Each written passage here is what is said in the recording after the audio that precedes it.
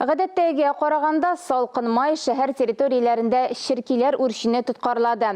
Моны Казан федераль университеты галимнәре дә дәлилләде. Мондый хәл 2015 елда да күзәтелгән. Быелгы хәл ничегрәк? Хәбәрчебез ачыклады. Şehir territoriyasında soluklar sanı boyunca Kazan başka milyonlu şehirler arasında ikinci orunda tura. Bize Sankt-Peterburg kına uzıp gitti. Şuna göre bizde şirkiler tez örşi, ülkenler bunu yakşı bile. Они, конечно, нынче верблюды целые. Мы вот туда ходим, лебедей смотреть, да? Там есть комары. Ну, когда сюда переехали, на Чуйково, нас съедали комары, а сейчас нет. Kazan'da bu yıl şirkiler işinden da azırak. Bu hakta üniversitet galimleri söyledi. Dürüst buna elege anlatma yok. Такая вот ситуация была в 2015 году. Şunday hal 2015 yılda күзәтелде. Şulay may bik salkın idi. Гадәттә may ayında salkın bulsa şirkilerinin ürşü prosesi ağırlaşa.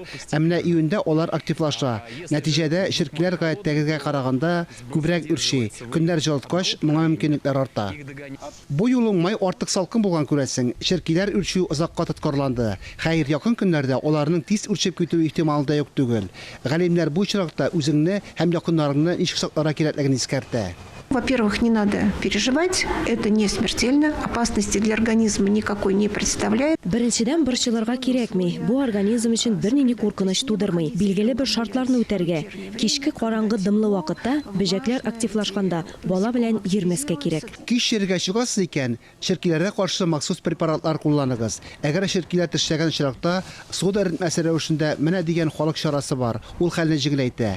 Әгәр организмда авырлыклар килеп чыкса, табибкә мөрәҗәгать итегез. Фарис Мөхәммәтов, Булашак, Александр Шоткин, Татарстан яңалыклары.